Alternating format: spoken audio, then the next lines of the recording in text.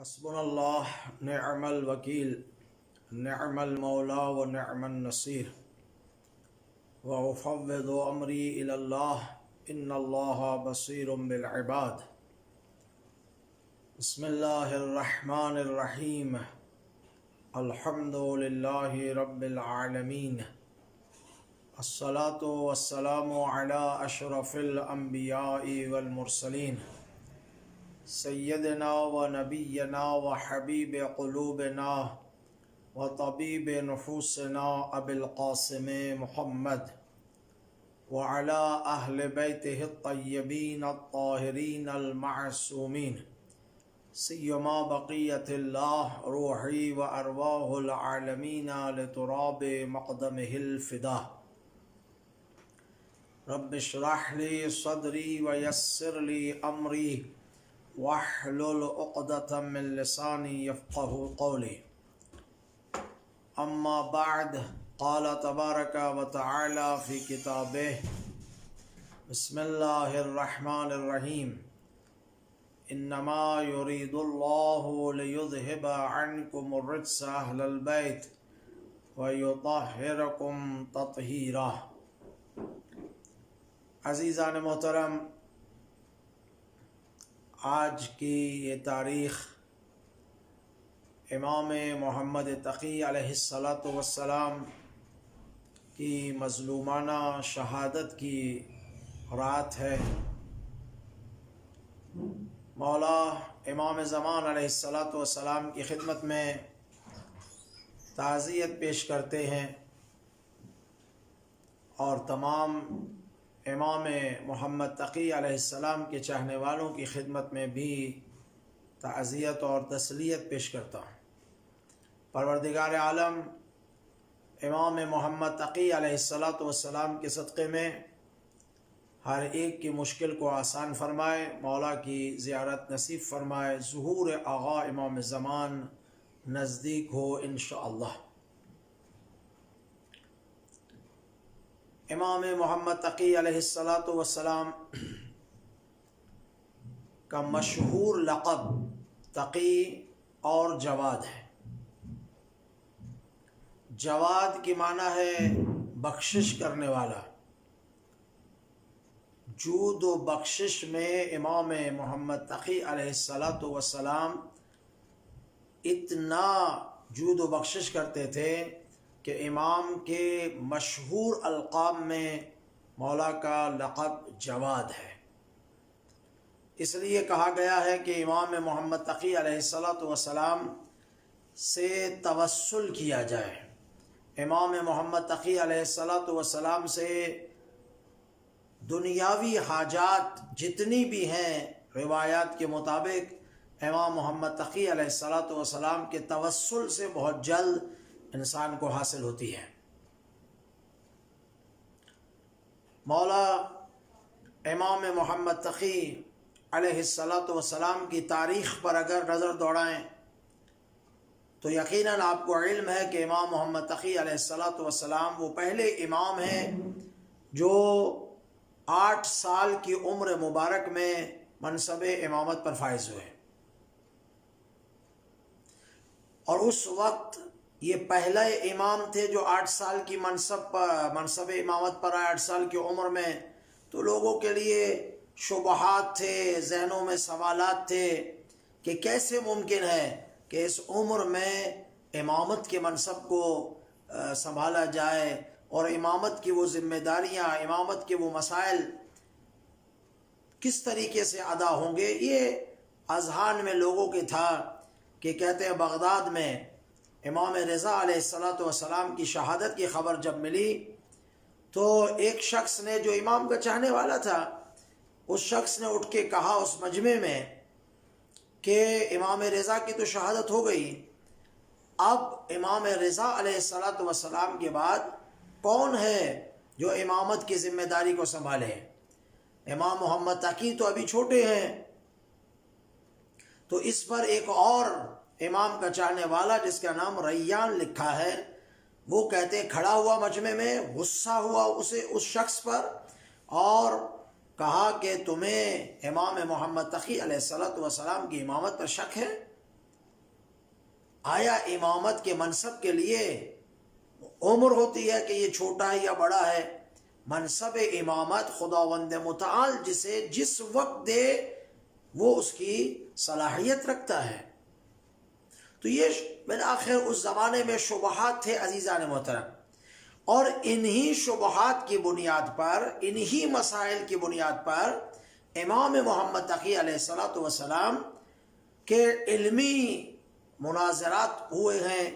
مامون الرشید لعنت اللہ علیہ نے امام محمد تقی علیہ الصلوۃ والسلام تاکہ آزادانہ تبلیغ کے کام، آزادانہ مکتب دین کو جس طرح پھیلانا چاہیے اس طرح نہ پھیلائیں، اور مامون الرشید کے لیے خطرے کا سبب نہ بنے، تو اس نے امام پر کنٹرول رکھا، یہاں تک کہ مکمل کنٹرول رکھنے کے لیے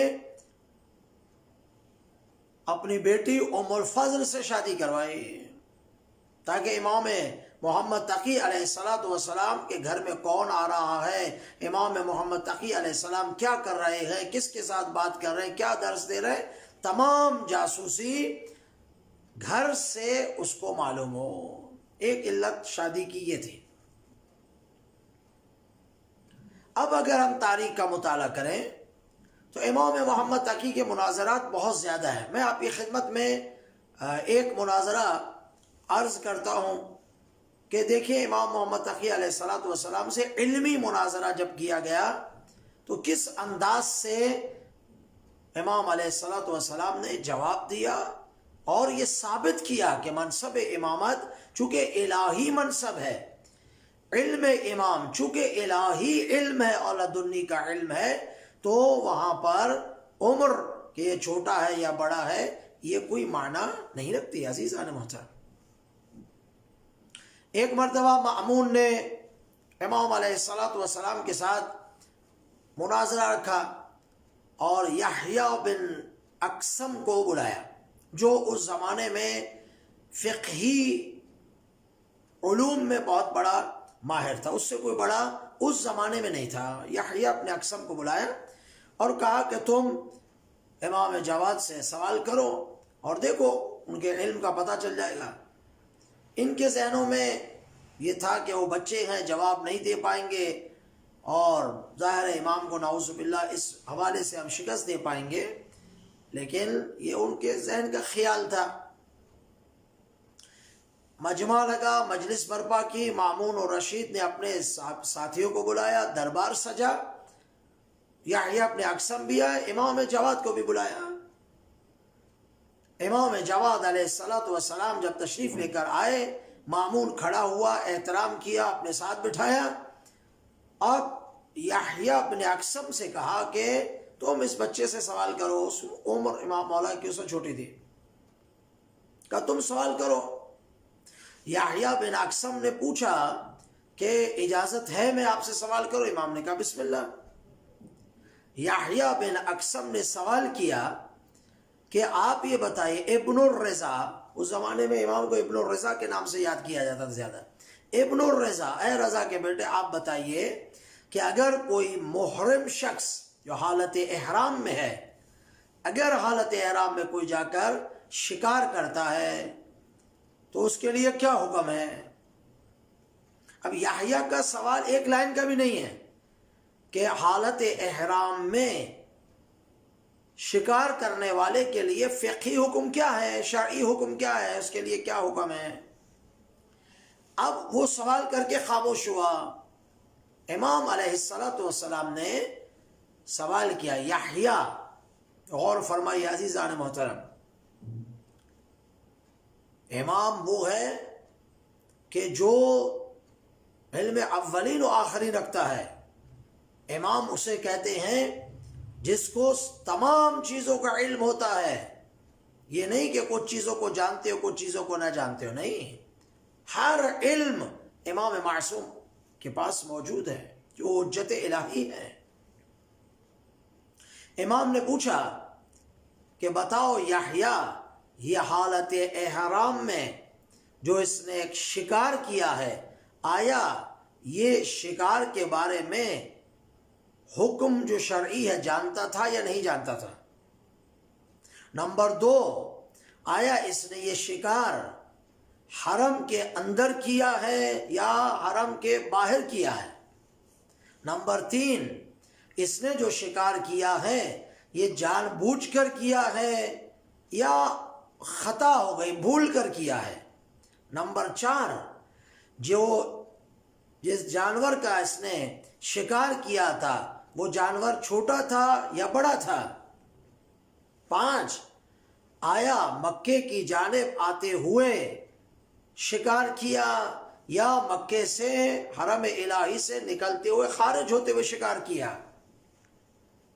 جب امام تقی علیہ السلام نے یہ سوالات کیے، یحییٰ اور دربار میں جتنے بھی بیٹھے ہوئے تھے سب مبہوت رہ گئے، سب حیران و پریشان ہو گئے کہ یہ کیا سوال ہے، ہمیں تو معلوم نہیں تھا، ہم نے تو فقط یہ سوال کیا۔ امام نے فرمایا نہیں، ان سوالوں کے یہ سوال جزئیات ہیں، اس پر پوچھا جائے گا کہ ان حالات میں اس کے لیے کیا حکم ہے۔ احرام عمرے کا تھا، حج تمتع کا تھا، یہ سارے سوال امام نے کیے، خاموش ہو گیا۔ اس نے اپنے عجز کا، اپنے عاجز ہونے کا اعلان کیا کہ مولا مجھے نہیں معلوم۔ یہ امام نے پھر جواب دیا، میں تفصیل میں نہیں جاتا، آپ نے سنا ہوگا۔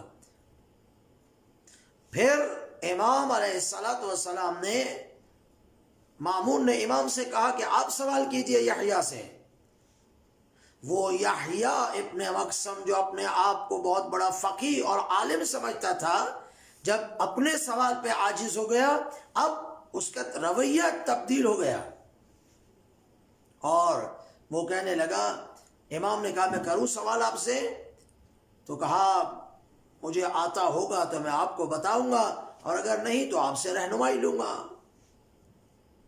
امام نے ایک سوال کیا، بتاؤ وہ عورت کون سی ہے جو رات کے وقت حرام، صبح طلوع کے وقت حلال، ظہر کے وقت حرام، پھر مغرب کے ٹائم حلال، پھر رات کو حرام، پھر طلوع آفتاب جب صبح ہو تو حلال ہو جاتی ہے، وہ عورت کون سی ہے؟ اس پر بھی یحییٰ ابن اقسم خاموش ہو گیا کہ مولا یہ تو ہم پہلی مرتبہ سن رہے ہیں۔ تو عزیزان محترم، امام محمد تقی علیہ السلام کے اور بھی بہت سارے مناظرات ہیں۔ وہ چوری کا واقعہ جو میں پہلے بیان کر چکا اپنے یوٹیوب کے چینل پر، وہاں پر بھی آپ سن سکتے ہیں، چونکہ وہ چیزیں جو میں نے وہاں بیان کی ہیں وہ یہاں آپ کو نہیں بتا رہا، تاکہ آپ نے سننی ہو تو وہاں رجوع کر سکتے ہیں۔ تو یہ وہ ماحول تھا، یہ وہ حالات تھے جس میں امام رضا علیہ السلام نے ان شبہات کو دور کیا، جو لوگوں کے ذہنوں میں سوال تھے، ان سوالوں کو اپنے علم کے ذریعے سے دور کیا، اور پھر شیعہ جن کے ذہنوں میں شکوک تھے وہ بھی امام محمد تقی کی امامت کے نیچے آئے۔ کچھ لوگ تھے جو گمراہ ہوئے اور امام کی امامت کو انہوں نے قبول نہیں کیا۔ تو خیر، یہ مقام ہے، یہ شخصیت ہے امام محمد تقی علیہ السلام کی۔ ایک مرتبہ امام بچپن میں ہے، امام کی عمر چھوٹی ہے، امام ظاہر ہے بچوں کے ساتھ کھڑے تھے، کچھ 4 5 6 جتنے بھی بچے تھے، امام محمد تقی علیہ السلام بھی ان کے ساتھ کھڑے تھے، وہ بچے کھیل رہے تھے۔ کہتے ہیں مامون و رشید لعنت اللہ علیہ اپنے دوستوں درباریوں کے ساتھ جو ہے نکلا،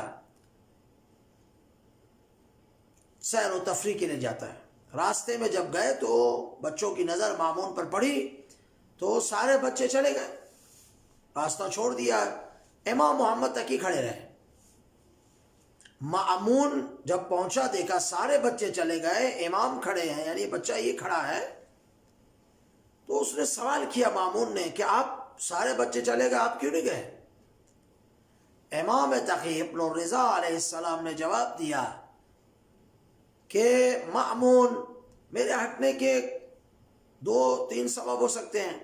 ایک کہ مجھے تجھ سے خوف ہو کہ ایک ظالم شخص آ رہا ہے، اس کے خوف اور ڈر سے دور ہو جانا چاہیے، اور دوسرا آنے والے کے لیے راستہ نہ ہو، کہ بیچ میں انسان کھڑا اس کے لیے جانے کے لیے راستہ نہیں ہے تو ہٹ جانا چاہیے۔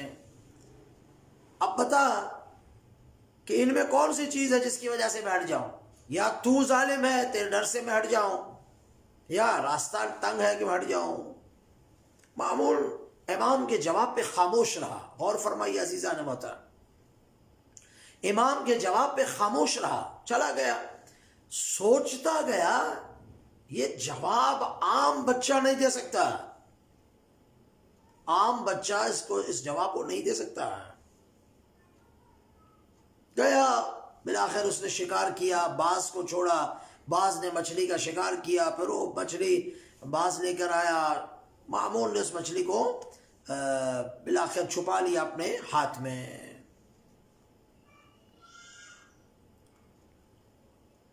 پھر دوبارہ گزرے، بچے تھے، بچے چلے گئے، ابن رضا کھڑے رہے۔ اس نے کہا آپ کیوں نہیں گئے؟ امام تقی نے پھر وہی جواب دیا۔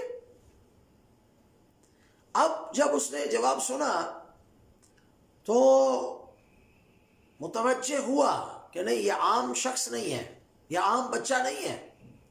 اس نے ایک سوال کیا، امتحان لیا بچپن میں امام محمد تقی علیہ السلام کا، کہا بچے بتاؤ میرے ہاتھ میں کیا ہے، میرے مٹھی میں جو بد ہے کیا ہے اس میں ہاتھ میں؟ امام جواد علیہ السلام یہ جواب بھی دے سکتے تھے کہ تیرے ہاتھ میں مچھلی ہے، مامون کے سوال کا جواب مل جاتا، لیکن امام نے یہ جواب نہیں دیا۔ امام علیہ السلام نے یہ بتایا اس جواب سے جو آپ کی خدمت میں عرض کر رہا ہوں کہ مامون ہم تمہارے ارادوں سے واقف۔ امام وہ ہے جو انسان کے باطن کو جانتا ہو، انسان کے ارادوں کو جانتا ہو، اس لیے قرآن مجید میں کہا گیا ہے یہ شاہد ہے قیامت کے دن، گواہ وہ ہوتا ہے کسی کے عمل کا جو اس کے عمل کو دیکھ رہا ہو۔ امام کہتے اسی کو ہے عزیزان محترم۔ مأمون کو جواب دیا امام تقی علیہ السلام نے کہ مأمون، بادشاہ کے ذہن میں شکار کرنے کا شوق پیدا ہوا، وہ اپنے درباریوں کے ساتھ شکار کرنے کے لیے نکلا، اور جب شکار کرنے کے لیے پہنچا تو اس نے اپنے باز کو شکار کے لیے چھوڑا، باز نے مچھلی کا شکار کیا، اس مچھلی کو، باز کے جو شکار کیا مچھلی کو، اس مچھلی کو اپنے مٹھی میں بند کر کے ہم اہل بیت کا امتحان لیتے ہو۔ یہ نہیں کہا مجھ جواد کا امتحان لیتے ہو، نہیں، ہم اہل بیت کا امتحان لیتے ہو۔ اللہ اکبر، یعنی بتلانا یہ چاہ رہے ہیں کہ خداوند متعال کی جانب سے ہمیں یہ عطا کیا ہوا ہے علم۔ تو عزیزان محترم، یہ وہ واقعات ہیں جو امام علیہ السلام کے اس علم کو انسان کے سامنے سمجھنے کے لیے امام کی یہ واقعات کافی ہیں۔ ایک دعا ہے امام کی جو میں آپ کی خدمت میں عرض کرنا چاہتا ہوں۔ دیکھیں، ہم نے امام علیہ السلام کی سیرت پہ بھی عمل کرنا ہے، امام محمد تقی علیہ السلام کے فرامین پر بھی عمل کرنا ہے۔ ہم نے جہاں امام کی ولایت اور امام کی محبت کا تذکرہ کرنا ہے جو واجب ہے، وہاں امام علیہ السلام کی زندگی کو بیان بھی کرنا ہے، امام ہم سے کیا چاہتے ہیں۔ تو عزیزان محترم، امام کی ایک دعا ہے جو امام سے منقول ہے، وہ دعا صبح کی نماز کے بعد پڑھی جاتی ہے۔ صبح کی نماز کی تعقیبات میں وہ دعا ہے، جو امام علیہ السلام کی دعا ہے، اس کو پڑھنا چاہیے عزیزو۔ کہتے ہیں کہ اگر اس دعا کو پڑھا جائے اور اس دعا کو پڑھنے کے بعد جو حاجت مانگی جائے، یقیناً خداوند متعال اس حاجت کو پورا کرتا ہے۔ وہ دعا بسم اللہ باللہ وصلی اللہ علی محمد وآلہ وافوض امری الی اللہ ان اللہ بصیر بالعباد فوقاہ اللہ سیئات ما مکروا لا الہ الا انت سبحانک انی کنت من الظالمین فاستجبنا له ونجیناہ من الغم وکذالک ننجی المؤمنین۔ غور فرمائیے جس کی طرف امام نے توجہ دلائی، حسبنا اللہ نعم الوکیل.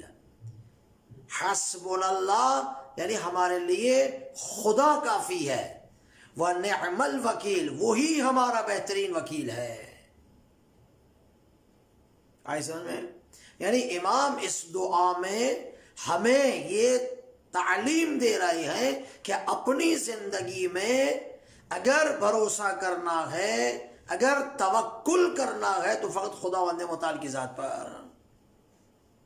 صفت توکل رضا اور تسلیم کی صفت سے بالاتر ہے. توکل ہوگا خداوند متعال پر تو رضا اور تسلیم کی صفت انسان کے اندر آئے گی.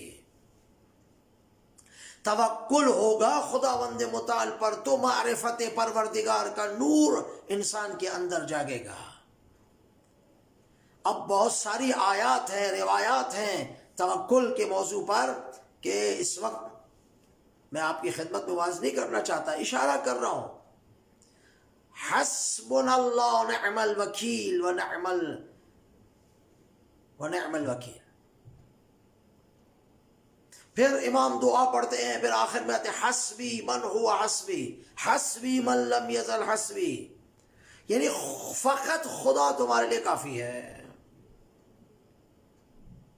تو ہمیں اپنی زندگی میں آج ہم پریشان کیوں ہیں؟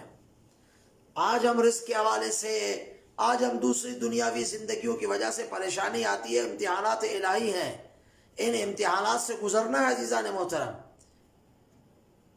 ان امتحانات سے یا انسان صبر کر کے گزرے گا تو مقامات پائے گا، یا جزا اور نالا کرتا ہوئے گزرے گا تو اس کو وہ اجر و ثواب حاصل نہیں ہونا. لیکن یہ امتحانات ہے، زندگی گزرنا ہے. اگر انسان کو دنیا میں تمام مشکلات کا مقابلہ کرنا ہے، اگر انسان کو، اور خاص مومن کی بات کر رہا ہوں، ان تمام چیزوں سے بچنا ہے تو اس کا واحد راستہ یہ ہے کہ توکل کرے، خداوند متعال پر بھروسہ کریں. اب توکل کی معنی یہ نہیں کہ انسان بیمار ہو تو گھر پہ بیٹھا رہے، کہنے بس خدا پہ بھروسہ نہیں. توکل کی صحیح حقیقت اور معنی یہ ہے کہ جو اسباب خداوند متعال نے ہمارے لیے رکھے ہیں ان اسباب کو استعمال کرنا ہے. بیمار کو ڈاکٹر کے پاس جانا ہے، بیمار کو ڈاکٹر کی دی ہوئی دوا کو لینا ہے، دکاندار کو اپنی دکان کو بند کرنا ہے، مضبوط تالے لگانے ہیں، یہ سارے کام کرنے ہیں. جب انسان دنیاوی اسباب جو خدا نے رکھے ہیں ان اسباب کو استعمال کر لے، ان تمام چیزوں کو انجام دینے کے بعد توکل کس پر ہوگا؟ ذات پروردگار پر. یہی امام محمد تقی سمجھا رہے ہیں. یعنی ڈاکٹر کی دوا استعمال کرنی ہے لیکن یہ شفا بن کر مجھے بیماری سے شفا دے گی، یہ توکل ہے خداوند متعال پر. پروردگار سارے دنیاوی اسباب کو میں نے استعمال کیا لیکن ان اسباب کو نتیجے تک پہنچانا خدا تیری ذات کا کام ہے. میں توکل تو علی اللہ، میں تجھ پہ توکل کرتا ہوں، میرا بھروسہ تجھ پر ہے ان اسباب کو استعمال کرنے کے بعد جو خدا کا حکم ہے. یہ امام محمد تقی علیہ السلام مجھے اور آپ کو تعلیم دے رہے ہیں کہ ہم اپنی زندگی میں توکل لے کے آئیں. یقین مانیں جو جتنا زیادہ خدا پر توکل رکھتا ہے صحیح معنی میں، وہ دنیا کی تمام مشکلات کا مقابلہ آسانی کے ساتھ کر سکتا ہے. امید ہے خداوند متعال ہم سب کو توفیق عطا فرمائے کہ ہم اپنی زندگی میں صفت توکل کو لے کر آئیں، اللہ پر بھروسہ کریں، جزا و نالا نہ کریں. خدا کی طرف سے جو ہے خیر ہے انشاءاللہ. پروردگار عالم سے مدد مانگنی چاہیے کہ ان امتحانات، ان آزمائشات میں خدا ہمیں کامیاب فرمائے، ان آزمائشات میں ان میں خدا سرخرو فرمائے، تو ہی مومن بھی بنتا ہے، تو اس کو درجات ملتے ہیں، مقام بلند ہوتا ہے، اہل بیت کے نزدیک ہوگا.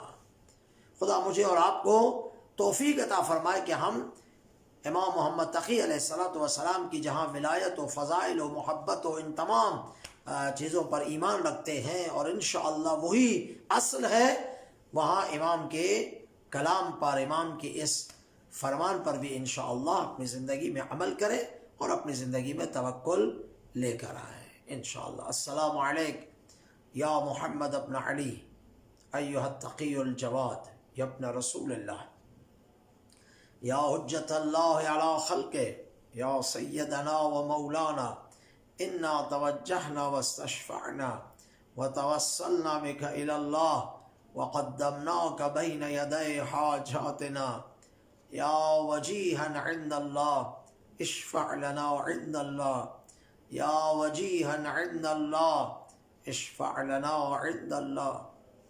عزاداران امام جواد، امام رضا علیہ السلام کو ایک ہی بیٹا امام جواد علیہ السلام ہے ان کے، اور علماء بیان فرماتے ہیں جب بھی کوئی امام رضا کو ان کے بیٹے جواد کا واسطہ دیتا ہے تو امام رضا اس واسطے کو رد نہیں کرتے، بہت جلد اس کی مدد فرماتے ہیں۔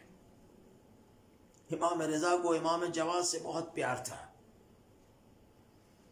امام رضا علیہ السلام نے ایک مرتبہ دیکھا امام جواد گریہ فرما رہے ہیں، رو رہے ہیں۔ مولا جب تشریف لے کر دیکھا جواد رو رہے ہیں، امام کو اپنی بیٹے کو اپنے زانوں میں بٹھایا اور پوچھا میرے بیٹا رو کیوں رہا ہے، کیوں رو رہے ہو؟ تمہیں معلوم ہے تمہارے رونے سے تمہارے باپ کو اذیت ہوتی ہے؟ فرمایا بابا میں نے سنا ہے، آپ سے پوچھنا چاہتا ہوں، تصدیق کرانا چاہتا ہوں۔ بابا میں نے سنا ہے ہماری دادی فاطمۃ الزہرا کو تازیانے مارے گئے، مدینے کے گلی میں ہماری دادی فاطمہ زہرا کو ملعونوں نے مارا ہے، آیا یہ بات درست ہے؟ امام رضا علیہ السلام بھی رونے لگے۔ عزادارو فرمایا ہاں جواد ہے میرے بیٹے، ہماری دادی فاطمہ کو ظالموں نے مارا ہے، تازیانے مارے گئے، اذیتیں پہنچائی ہیں۔ عزادارو فاطمۃ الزہرا کی مصیبت پہ روزہ نہ رویا کرو، تمام ائمہ سیدہ کی مصیبت پہ روتے ہیں، ام الائمہ ہے فاطمۃ الزہرا۔ اگر ہم نے جواد الائمہ علیہ السلام کے دل کو راضی کرنا ہے، ان کی توجہ کو اپنی طرف جلب کرنا ہے تو فاطمۃ الزہرا کا تذکرہ کرنا ضروری ہے۔ یا جواد الائمہ، آپ کو آپ کی دادی فاطمہ کا واسطہ ہم سب کی مدد فرمائیے۔ میرے یہ دوست جو اس وقت سن رہے ہیں مجالس یا بعد میں سنیں گے، یا امام جواد، ہم سب کی مدد فرمائے، آپ کو آپ کی دادی فاطمہ کے زخمی پہلو کا واسطہ۔ آپ اپنی دادی کی مصیبت پہ روتے رہے، مولا ہماری طرف توجہ فرمائیے، مولا ہماری مدد فرمائیے، اس پرآشوب ماحول میں ہمارے بچوں کی حفاظت فرمائیے، ہمارے جوانوں کی مدد فرمائیے۔ عزادارو 25 سال کی عمر میں امام جواد علیہ السلام کو شہید کیا گیا۔ ام الفضل ملعون نے امام جواد کو زہر دیا۔ یا امام زمانہ ہمارا پرسہ قبول فرمائیے۔ ام الفضل ملعونہ نے زہر دیا امام جواد کو، زہر دینے کے بعد دروازہ بند کر دیا، باہر آواز خان عورتوں کو بلایا اور باہر وہ آواز خان آوازیں نکالتے رہی اور وہ گانا اور یہ تمام چیزیں حرام کاموں میں مصروف۔ ادھر حجرے میں امام رضا کے بیٹے اکیلے زہر کا اثر ہوا، امام رضا کے بیٹا العطش العطش کی صدائیں بلند کر رہے ہیں لیکن کوئی سننے والا نہیں۔ مولا زمین پر گرے، انا للہ و انا الیہ راجعون، مولا کی شہادت ہوئی، مولا اس دنیا سے رخصت ہوئے۔ ملعونہ نے آ کے کچھ دیر کے بعد دروازہ کھولا، دیکھا امام رضا منہ کے بل گرے ہوئے ہیں۔ ملعونہ نے امام کے جنازے کو اٹھایا، گھر کی چھت پہ رکھ دیا۔ عزادارو 3 دن یہ جنازہ مولا کا بدن گھر کی چھت پہ رہا۔ 3 دن کے بعد شیعوں کو پتہ چلا امام جواد علیہ السلام کا جنازہ چھت پر موجود ہے۔ امام 3 دن سے کیسے پتا چلا کہ مولا 3 دن چھت پہ تھے؟ پرندوں نے اپنے پروں سے سایہ کیا ہوا تھا۔ میں کہوں یا جواد الائمہ، آپ کے بدن کا پرندوں نے پروں سے سایہ کیا ہوا تھا، لیکن مولا کربلا میں آئیے، سید الشہداء حسین ابن علی زہرا کا لال کربلا کی تپتی ریت پر 3 دن میں گور و کفن پڑے رہے، کوئی پرندوں کا سایہ نہیں تھا، بلکہ دھوپ کی شعاع میں فاطمہ کے لال کا جنازہ پڑا رہا۔ مولا آپ کے بدن پہ گھوڑے نہیں دوڑائے گئے، میرے حسین کے بدن پر گھوڑے دوڑائے گئے، سینے کی ہڈیاں ٹوٹ گئی۔ مولا جواد آپ کو پرسہ دیتے مولا۔ مولا آپ کا جنازہ اٹھا، آپ کو غسل و کفن دیا گیا اور بغداد میں دفن کیا گیا یا جواد الائمہ، لیکن حسین کا جنازہ 3 دن میں گور و کفن رہا، کوئی غسل دینے والا نہیں، کوئی کفن پہنانے والا نہیں۔ مولا جان حسین کی بہنوں کو اسیر کیا گیا، حسین کی بیٹی کو تازیانے اور تماچے مارے گئے۔ اللہ لعنت اللہ علی القوم الظالمین وسيعلم الذين ظلموا أي منقلب ينقلبون لا حول ولا قوة إلا بالله العلی العظیم۔ پروردگار بحق امام تقی جواز الائمہ ہم سب کو امام کی مدد نصیب فرما، امام کی شفاعت نصیب فرما، امام کی سیرت پر عمل کی توفیق عطا فرما۔ خدا تمام بیماروں کو شفا دے، مشکل میں گرفتار لوگوں کی مشکلات کو آسان فرما۔ میرے اللہ ولی عصر امام زمانہ کا ظہور نزدیک فرما، امام زمانہ کے لشکر میں شامل فرما، یہ پرسہ امام کی بارگاہ میں قبول فرما۔ ہم سب کے مرحومین مرحومات کو اہل بیت اطہار کی شفاعت نصیب فرما۔ ربنا تقبل منا انک انت السمیع العلیم برحمتک یا ارحم الراحمین۔